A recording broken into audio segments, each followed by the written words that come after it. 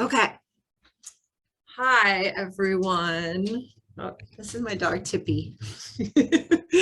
um, Good to see you all. So today, our format, what we'll do is I'm going to start with a little presentation and then, I'll open it if you have thoughts or questions after I present. And then we'll do some movement. So mostly just like stretching and things like that. We'll keep it pretty light. We're not going to do anything vigorous to get the heart rate up. And then we'll do some breathing exercises. Again, just some light, gentle breathing exercises that will help to kind of reset our bodies, our nervous system, all of that. And then I'm hoping we'll have time, maybe like 15-20 minutes or so, and we can just kind of open up the mic and go around, and I'll call on people. And I'm thinking that if you want to share a goal or something that you're working on, it does not have to be exercise specific, although I would love it if it was exercise specific. Okay, cool, good idea, Katie. And then we'll just it'll be more like that support group forum while we're shared. Okay, let me make you the co-host. Whoops.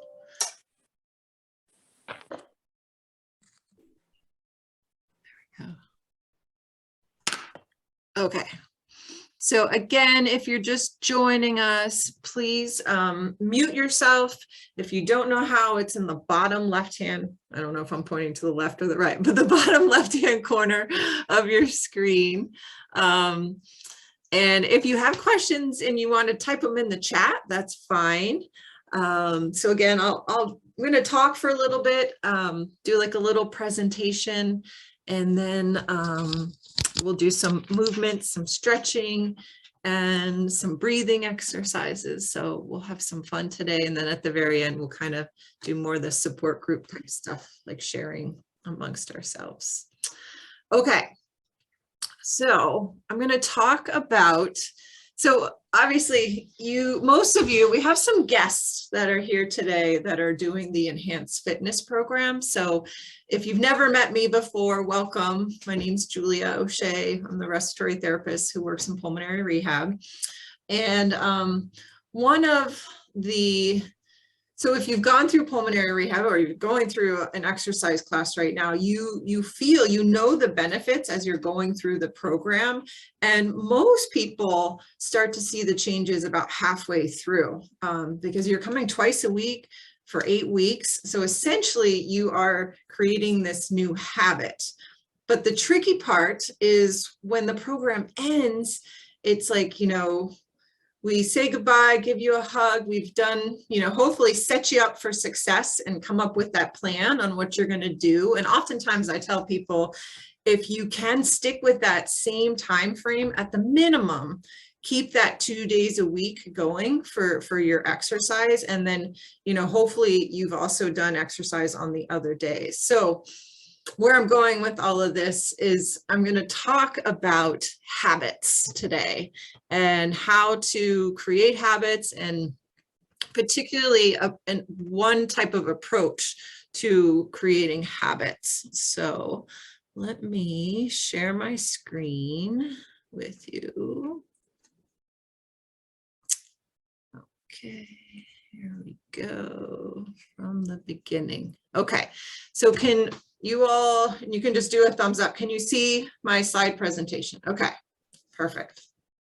All right, so I became really interested in this idea around creating habits versus trying to be more rigid and use the idea of like discipline. Like I must exercise for 30 minutes a day, 5 days a week, and trying to make that as more like a rigid kind of have to do. So there's a lot more science coming out around this idea of kind of getting habits, it's called habit stacking, but kind of squeezing it into our daily routines. So you probably heard me say making exercise work for you. So not having it as this daunting chore that you have to do, but how can I make it as part of my daily routine, what I do.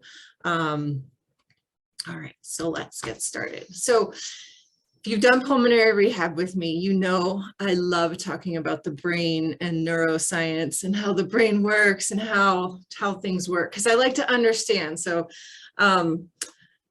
you may remember me talking about neuroplasticity. So that's this idea of our own ability to change the brain. You know, the brain is always changing itself. So in this picture, what we have are neurons, and that little gap where those little kind of like sparkles or dots are, that's the synapse. So our neurons are where the messages get sent to my brain, right? So if I'm brushing my teeth, right, that's communication that's coming from my brain or my nervous system telling me that, you know, I'm probably going to use my right hand because I'm right hand dominant. And I kind of do it without thinking, right? You just like brush your teeth. If I change and I use my left hand for a while, then my brain has to kind of reprogram a little bit because it's my non-dominant hand, and it's got to create this kind of new neural pathway, we call it. So neurons and synapses are how things, or how that's the way things communicate in our nervous system. So something that is really interesting is the way an adult brain is versus a baby's brain. So they've done research on baby brains, and what they found out is that babies have a lot more neurons than the adult brain. And this is kind of surprising because, you know, naturally you would think, you know, adults are a lot smarter than babies. You know, they haven't developed yet.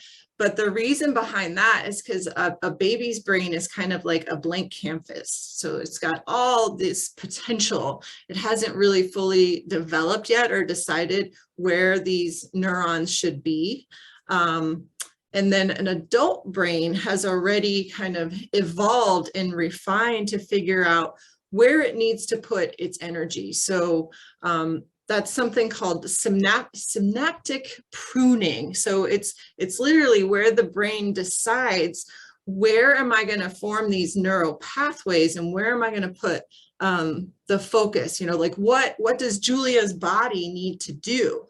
You know, for example, most of you know that I ride bikes. I ride a lot of bikes. So my brain is, you know, has these pathways that have, you know, taught me balance, taught me how to steer, like how to look, how to use my vision when I'm riding my bike. So it's highly refined to do specific things. It'd be very different if all of a sudden I was like, I'm going to be a piano player. I've never played the piano. I mean, it would take time, but I could develop those pathways to learn to play the piano versus someone else who'd been playing the piano for like 10 years, right? They have these specific pathways in their brain to do that. And then use it or lose it, right? So you might have done something when you were younger, maybe exercise, right? And you stop doing it. And what happens is the brain is like, well, I'm not going to keep those pathways going because we're not using them anymore. And so that's also a way of pruning the synapses. And if you don't understand what I'm talking about, don't worry about it. We'll talk more about how to apply this into habits. So building better habits.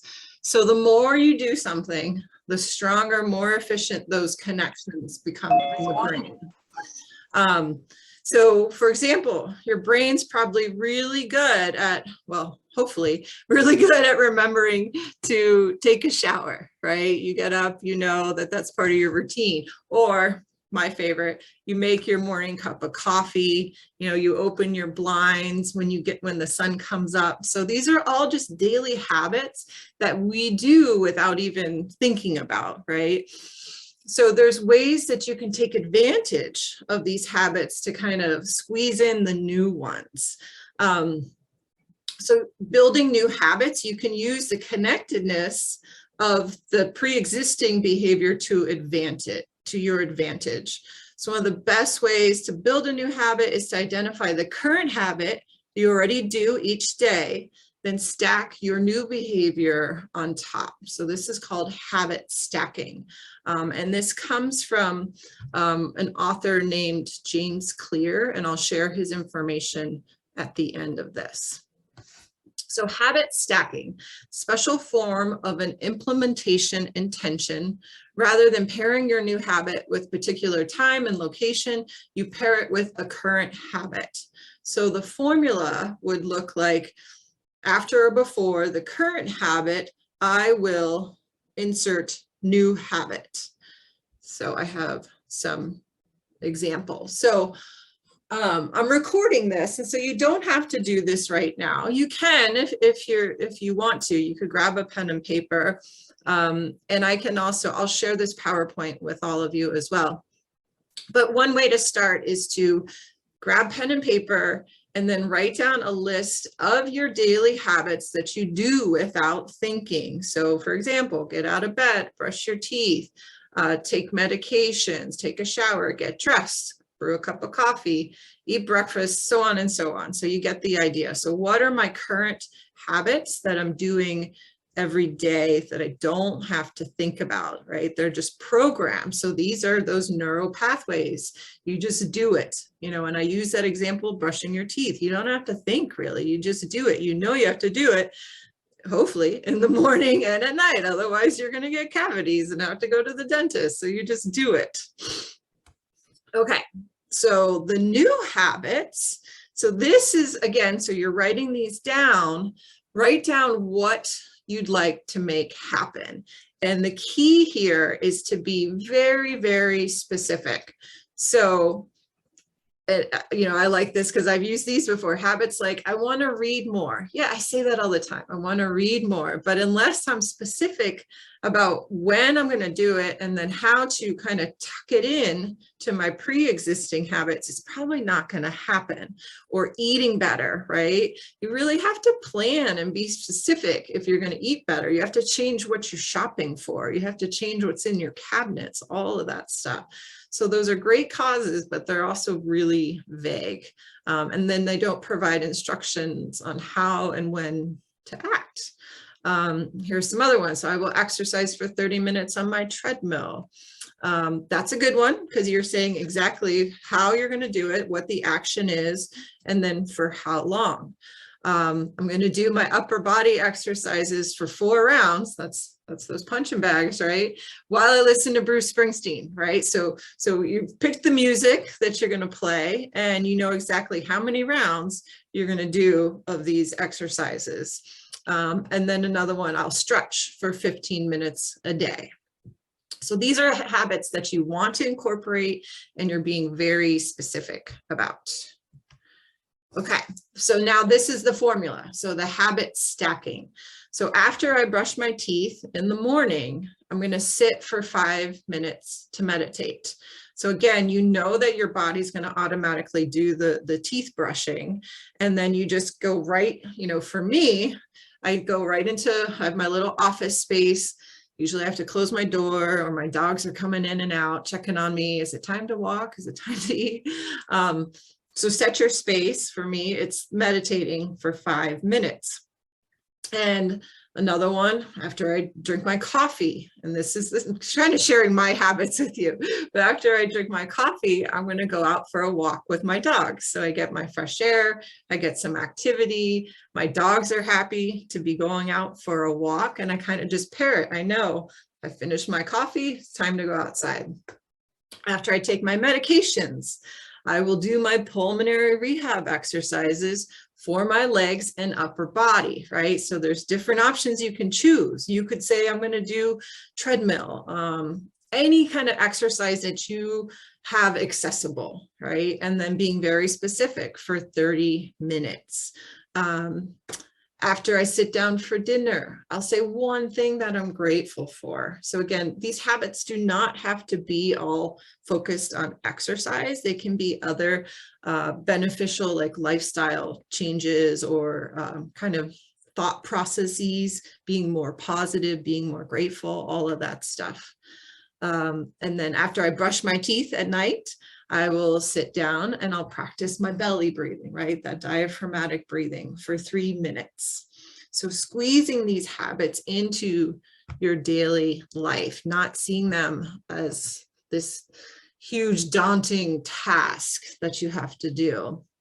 So this comes from this great book called Atomic Habits by James Clear. That is his website. Again, I'll share this with you all. So if you want to go back and reference this, he has tons and tons and tons of information about this sort of thing. All right. And then lastly, I love this quote from Albert Einstein: life's like riding a bicycle. To keep balance, you must keep moving. And it's our goals and our habits that keep us moving. So you all know, if you did pulmonary rehab, we do have whole part of the class where we talk about setting goals. And a lot of times people, have told me, gosh, I can't remember the last time I set a goal. Well, maybe it's time to start, because life's going to happen no matter what, as you all know. And I think of goals as a way to kind of help to direct where you want your life to go. So that's my little pep talk presentation. And I'm going to stop this. Thanks, y'all, for listening. Hope you found that helpful. And I guess I'll open the mic now because once we start doing some exercise and some breathing, does anyone have questions right now on habits, goals, exercise, things like that? And you can unmute yourself. You can raise a hand if you want to pose a question in the chat.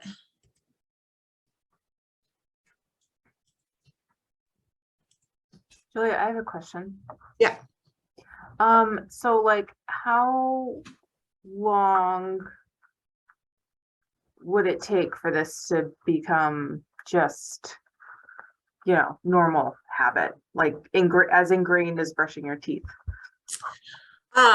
So he poses that question, and James Clear's response is it takes forever because when you stop doing something, it's no longer a habit. So his whole theory is that these habits should be looked at as more of like a lifestyle type of thing. And there's all sorts of, some people say 21 days to make a new habit, 6 months, you could do a Google search and there's all sorts of things that come up.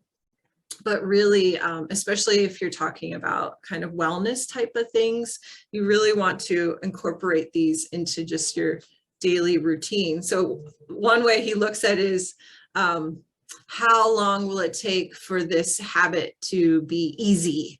Or how long will it take for me to be able to do this without having to think so much about it, And so, yeah, when you first start, it's like, like if you haven't ridden your bike in a long time, you're like, wait a minute, like my balance is off. This feels weird. What am I doing? But over time, it's like things just start to flow a little bit more. And I know there's certainly many of you out there who still do those pulmonary rehab exercises. So you figured out that way where it's like, this is like brushing your teeth. And it does get easier. It's just like when people are new to pulmonary rehab, they're like, I call it the deer in headlights. You're like, what? You want me doing this stuff, but it's hard for me to breathe. And, my muscles are sore afterwards. Why would I do this? And then at least with us, it's usually about 4 weeks in that people are like, oh, okay, I'm not as sore anymore. And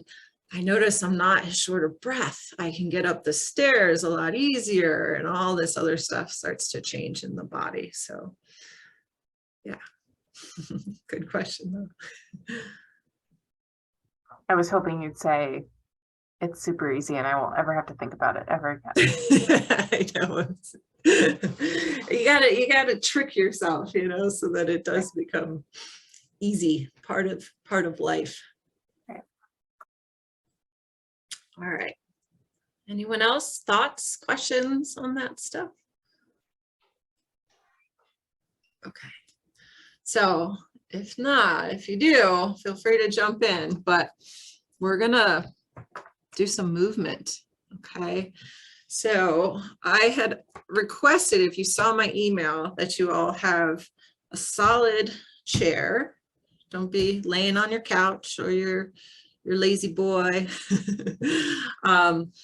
So we're not gonna do any standing. I'm gonna focus mostly on the shoulders and movement with breathing, because we'll do some breathing exercises at the end, okay? And if you haven't done anything with your body, because we've been in a pandemic for the past 2+ years, then just keep it light. Like I said, I'm not doing anything vigorous, but if you're like, I got that cranky shoulder or this or that, just keep it light, okay? So yeah, so set yourself up, and I'll try and scoot back a little bit more so you can see more of me.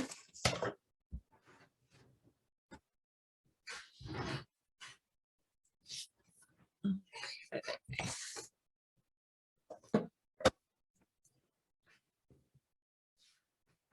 All right, so to start, let's just find a comfortable seat. Sorry, there's some technology going on.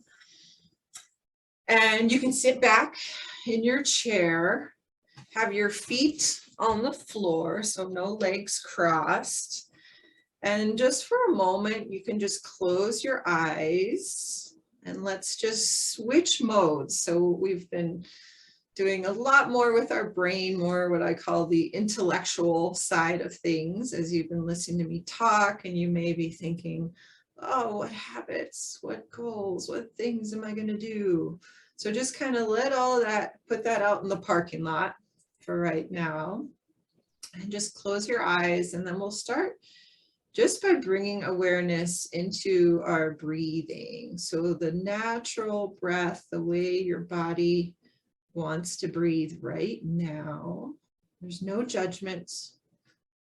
The breath is always right. It's always providing what we need in this moment.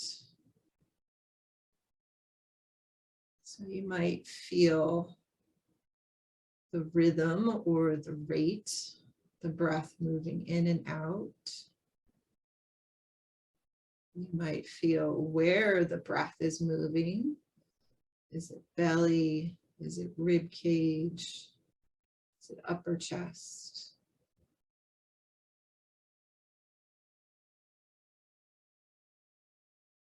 And feeling the air as it moves in and out of your nose. So if you can, close your mouth and breathe through your nose.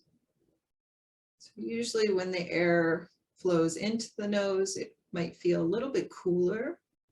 And then when you exhale out of the nose, you might feel a little bit more warmth.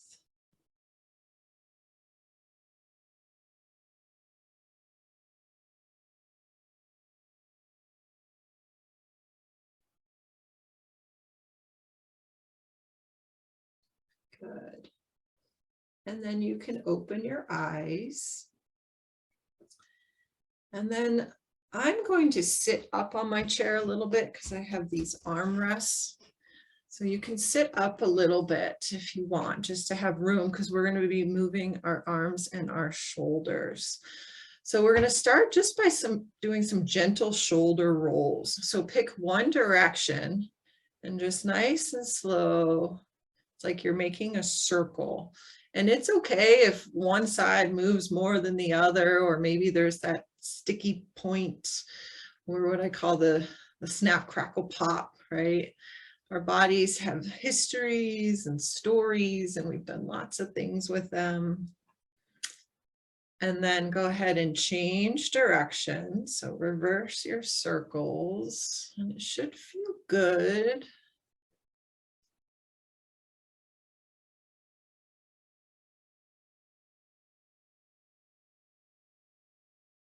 Okay, we'll do 2 more of these. Just getting more blood flow around the shoulders. Good. And then we'll stop. Here.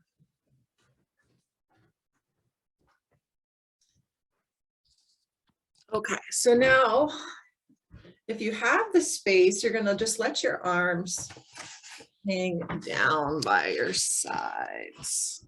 Okay, so arms are hanging down. If you can see my hands, I can't see that, so there we go. So we're going to add a little bit of movement with our breathing, so with our inhale and our exhale.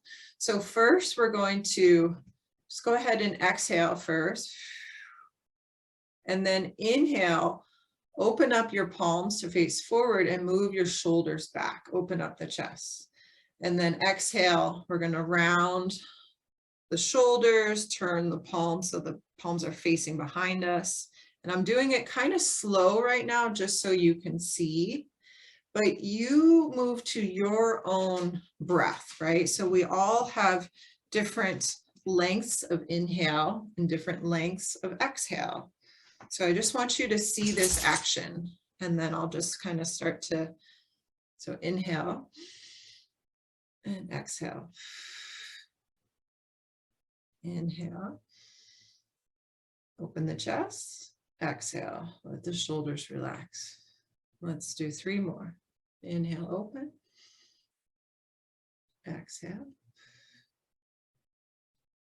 inhale, open, and exhale. And last one. And exhale. Good. And then go ahead, relax the shoulders. Okay. So now we're going to take our hands and we're going to interlace them together in front of us. And you can just have your elbows relaxed. And this is one of those exercises that if you do have that cranky, stiff shoulder, it doesn't like to move as much as it used to, this is a great one to practice, and you can do it really, really gently. So if you're that person with the history of shoulder stuff, what this might look like for you is you just do the best you can, and maybe you just go to there, but you're still bringing movement into the shoulders. But if the shoulders are fine, you could bring the arms up, maybe extend through the elbow, feel the shoulders, and then slowly bring them down. And if you want, you could inhale as you lift, and then exhale as you come down. So bring them up and down. And feel what's moving inside. So feel your shoulder blades. Feel the elbows extending if you're getting them up there. And then up. Nice work, everybody. And down. And now I'm going to do a little brain teaser. So we're going to change the way the fingers are interlaced. So this is what I call the awkward lacing of my fingers, because this is not my go-to. So change the way your fingers are interlaced. And if you're like, well, I can't do that, don't worry about it. Okay. And then let's do 3 more of these. So inhale up, stretch, extend, rib cage lifts, exhale down, and then up and down, and then up and down. Nice. Okay, release your hands. So remember, if you haven't been using your shoulders or your arms very much, just this increase in blood flow and movement, you might start to feel like, oh gosh, all right, I have shoulders, I'm moving them. So just keep it gentle if you need to. All right, so this next one is, we're going to get into our hands and wrists a little bit. And again, if your body is like, this doesn't feel good, just take it light, and I'll offer different variations. So we're going to interlace our fingers the normal way, kind of like what we did the first time. And then we're going to turn and rotate the palms away. And I can extend my elbows and my arms, but if this is uncomfortable for you, you could have your elbows bent, you could have your hands lower, whatever works for you. But if you can have the hands extended, first, let's just feel. So if you're on a computer a lot, or you're typing, or a lot of stuff that we do in our lives, the hands, the wrists, all of that can get pretty tight. So opening up the hands can feel good. And then you can just stay right here. You could stay lower, or you could just slowly start to lift your hands up. So now there's more effort, right? To hold the hands, to keep the fingers interlaced. So let's just take 2 breaths here.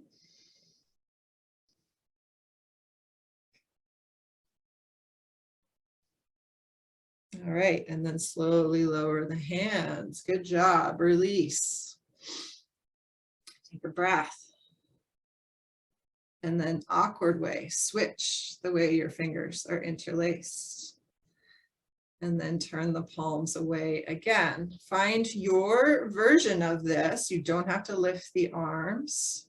Feel the hands, the wrists, the forearms, all of it.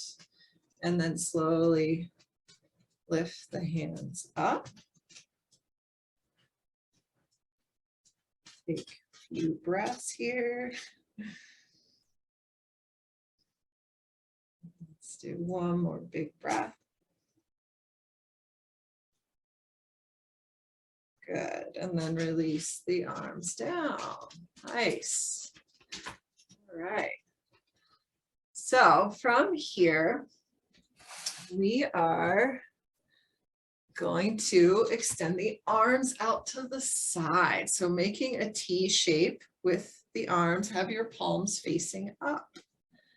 All right, and again, if this is like, woo, my arms feel super heavy, my arms are getting tired, just bring them down here. Okay, you don't have to hold them up. If the arms can be up, here we go, palms up, and then slowly rotate, have your palms facing down. And then let's add breath. So inhale, palms up, arms might move back a little bit, and exhale, palms down. Inhale, open up, and exhale, rotate down. Let's do one more. Inhale and exhale. Okay.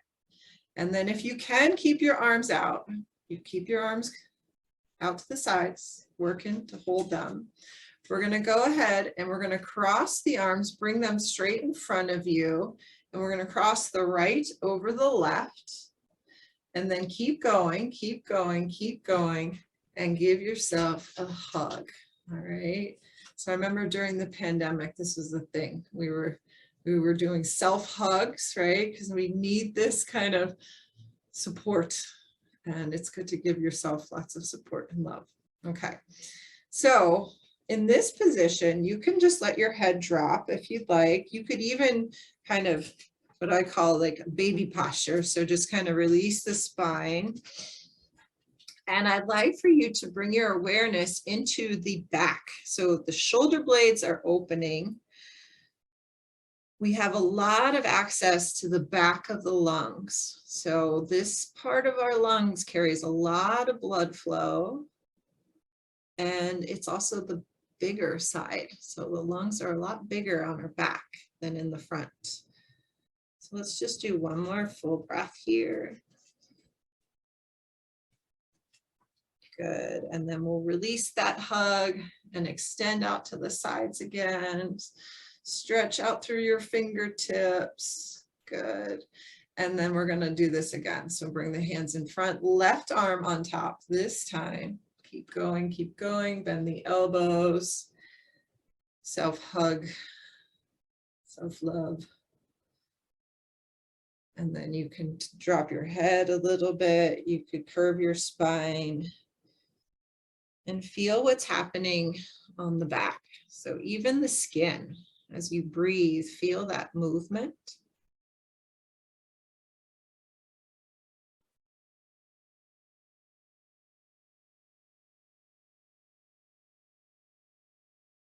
Nice. Okay. And then we'll slowly release, extend out to the side again. Take another breath, stretch through your fingertips like you just woke up. Good. And then release the arms down. And then just notice how you feel. Good. And then we'll do just a couple more movement exercises. So this, again, this next one will just depend on your shoulder mobility, but we're going to take the right hand and we're going to touch the back of our head. So having the elbow out to the side. And if this is uncomfortable, you could just do like this. You could do what I call the cactus arm. But if you can, have your hand on your head or cactus arm or lower arm. Okay. So hand on the head, and then have that elbow moving back just a little bit. So that's helping to open up this part of the shoulder and the chest. Good. And then slowly slide the elbow forward, pointing it straight at your camera. And then bring the elbow back, maybe bringing it further back than before. So elbow forward. And elbow back, opening up. And then we'll add a breath here. So we'll exhale forward, but we'll add the breath on the inhale. So inhale back, exhale forward. Inhale back, exhale forward. Inhale back. Exhale forward. And one more. Inhale back. And exhale forward. And then let the right arm come down. Okay, so same on this side. Left hand back of the head, elbow up if you can. Otherwise, it's that cactus arm or lower, and you can do the same movements. Okay, so we'll go right into the breath movement here. So inhale. Move the elbow back, exhale, elbow forward, and then inhale, and exhale, and inhale, and exhale, and inhale, and exhale. And this will be our last one. Inhale and exhale. Excellent. Good. All right. Let's do one more of these, kind of using the same shape. So we're going to bring the right hand back to the head again. And if you're noticing your breathing change, that's normal, because when we're moving shoulders, we're moving rib cage, the whole chest area. We're also stimulating the lungs and the diaphragm, and we're taking them into different shapes that we normally don't sit and rest in. So the breathing will change, but if you feel like it's triggering a discomfort or shortness of breath, then I'd rather you just sit this out and let your hands rest, because you could always go back and watch the video later if you want to. Okay, so right hand on the head, and just have the elbow slightly back, not too far back. And then we're just going to lean to the left now, and you could put your hand on your chair or your thigh. And then we're going to be opening up the right side of the rib cage here. So feel breathing change, right? Maybe feel more access to the ribs moving. And we're just going to hold here. And so we hold and we just allow time to release these muscles, to open up the intercostals. Remember that? Good. And then go ahead and bring it back. Release the arm. And then we'll switch sides. So the left hand comes up, have the arm back if you can, just a little bit. And then we'll just lean to the right. And of course, you don't have to lean very far. It doesn't have to be a big movement. You could just be like this. Because this part, the side body, this area, we usually don't access very often in like our day-to-day lives, unless you're really leaning or reaching for stuff. But it's really important for breathing because these are the accessory muscles. So we don't want these muscles to get tight. We don't want them to kind of restrict the movement of our rib cage. So breathe, feel things moving.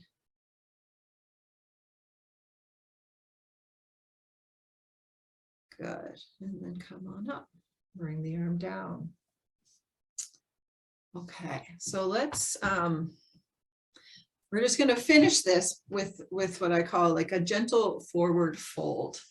So you're just going to, you can sit back in your chair if you were efforting to sit up forward. Have your hands on your thighs. And we're going to be just sliding or basically dropping our torso down. And as you may remember in pulmonary rehab, we talked about this with bending over, how we can use the breath to help us when we have to bend over to pick something up, right? Because the second I bend over, my belly, my abdominal organs here push into my diaphragm, right? So it makes it sometimes harder to breathe to bend over. But if we can think, we want to inhale first, and then as we exhale is when we create that action of bending over. Okay, so we'll do this 3 times. So just have your hands on your lap. Just breathe normal. You can close your eyes if you'd like. And then we'll start by inhaling first. And then on the exhale, just slide your hands going down as far as you feel comfortable. Maybe your hands touch your feet. And then your inhale brings you back up. And don't worry if you didn't get the cycle right, it's okay. Just take a couple normal breaths. And then when you're ready, inhale. And exhale to bend, to lean forward. And then inhale to come up. And then let it go, normal breathing. And we'll do one more time. And let's do this at your own pace, okay? You don't have to time it with mine. But it's the inhale first, and then the exhale takes you down. And then coming back up. Good. Okay, nice work, everyone. That's fun. All right, so let's finish up this kind of presentation or this practice with some breathing exercise. And as I mentioned, I wanted to introduce a couple new ones that I've been teaching the pulmonary rehab group. So you all have done pursed lip breathing. You've done diaphragmatic breathing, right? Belly breathing. Hopefully you're practicing that one because that's a really good one to calm the body down. And I'll talk about the other two as we get there. But first, let's get comfortable in our chair and have your hands resting. And let's go back to the way we started. So just noticing your normal breathing. So not changing it yet, not analyzing, is it right, is it wrong? No, it's fine, just let it be. And it might be a little bit faster because we did just do more movement.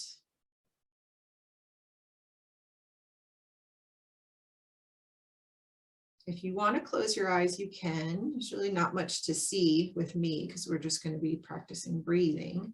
Or if you want to just gaze at the floor, you could stare down at the floor in front of you. Okay, so to start, let's just do a few pursed lip breaths. Okay, so you remember that? Inhale through your nose and then pursed lip. Blow it out. And I'm going to say, don't take big breaths. Okay, so keep them a little bit smaller. So inhale. And then gently, like you're blowing on a spoon of hot soup.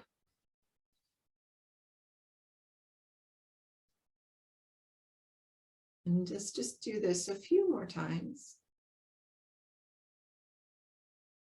Just kind of waking things up from the inside, adding a little bit of pressure through the mouth into the airways, the alveoli, all those beautiful glistening little air sacs that are working so hard for us every day.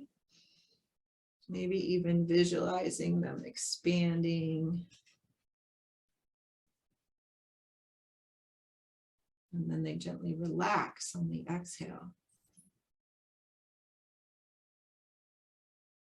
Okay, do one more, and then we'll stop again.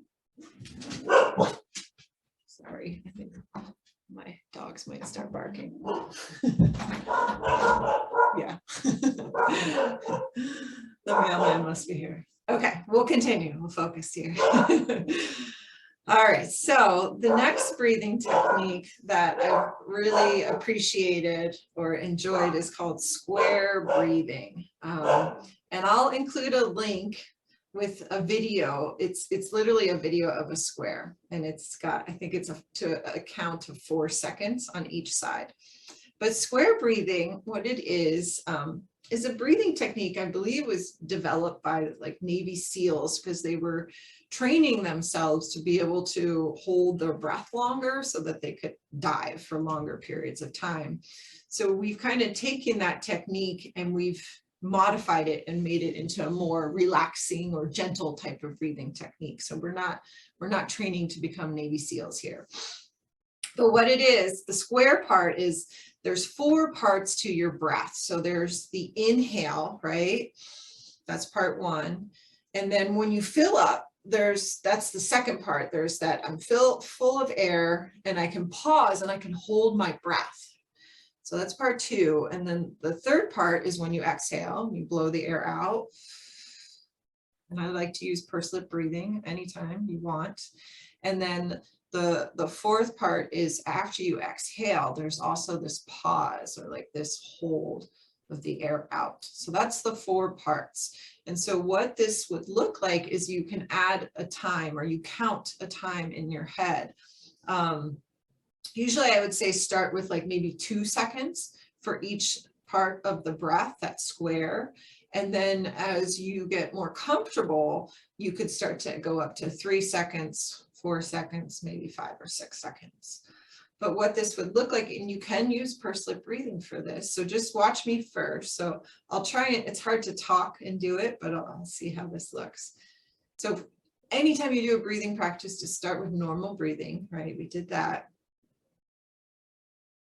And then I'm going to start with the inhale. So I'll inhale 1, 2, hold 1, 2, exhale 1, 2, hold 1, 2.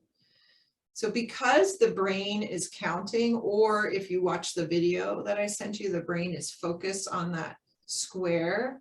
I think of it as like a mind hack. So it can be really helpful when you're going into these periods of like, my breathing feels weird or it's not comfortable, but I haven't been doing anything. Why am I feeling sometimes anxious?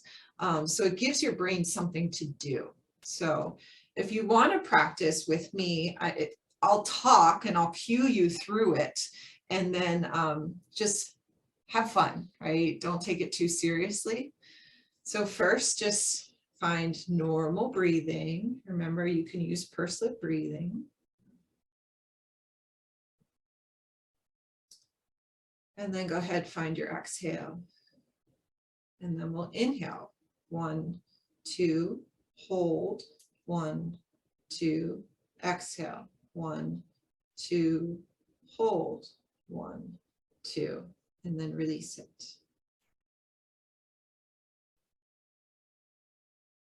Okay, so let's do it again, and I'll do it through, let's do 3 cycles, okay? And if it might feel like this is too short for you, but I'd rather just start on the shorter side than be going too long. So I'm going to stick with the 2 count. All right. So find your next exhale. Inhale for 1, 2, hold.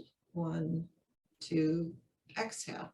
1, 2, hold, 1, 2, inhale, 1, 2, hold, 1, 2, exhale, 1, 2, hold, 1, 2, inhale, 1, 2, hold, 1, 2, exhale, 1, 2, hold, 1, 2, release.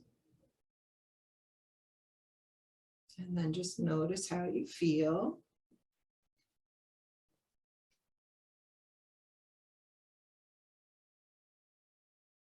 Good. And I'm realizing I'm running out of time, but I do want to get these breathing techniques out to you. So we may have to compromise our sharing time because there's one more breathing technique I want to show you. And that is called, let my dogs in first. That is called the bee's breath, like a bee, kind of humming. It's also referred to as conscious humming. And one of the benefits of this type of breathing is that it's soothing, right? Because if you know the sound that a bee makes, it's like an M sound, right? Those vibrations, they travel from your mouth into your airways, down into your lungs, and it can provide this like soothing effect. Different than some people tell me, oh, I hum while I'm cleaning or while I'm cooking. Little different. I mean, that also can feel nice, but this is like actually setting aside time, quiet space to focus on just humming. Another benefit for you nerdy science people is that in the back of our nose, the body naturally produces a gas called nitric oxide.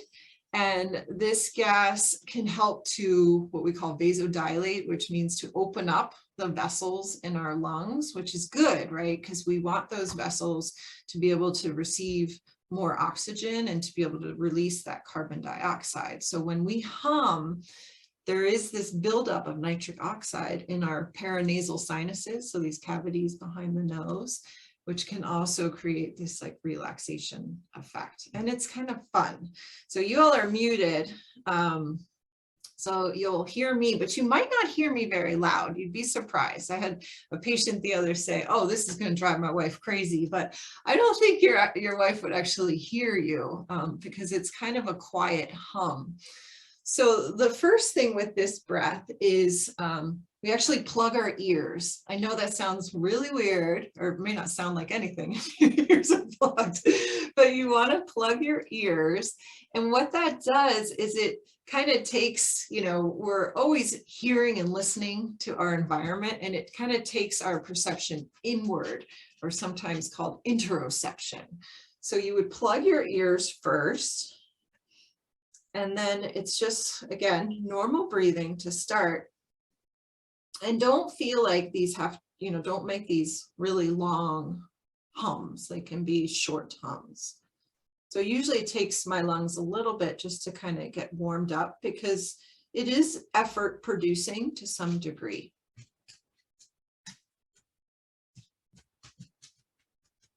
And here I go.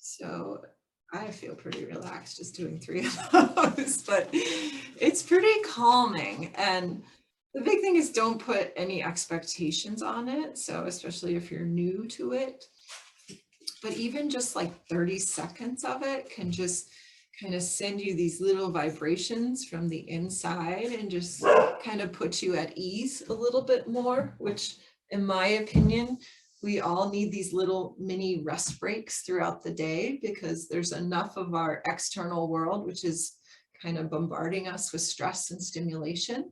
So, okay, I brushed my teeth this morning. I'm gonna sit down for 2 minutes and I'm gonna do pursed lip breathing. I'm gonna do my belly breathing. I'm gonna do some humming. And it kind of sets the tone for whatever happens next in your life.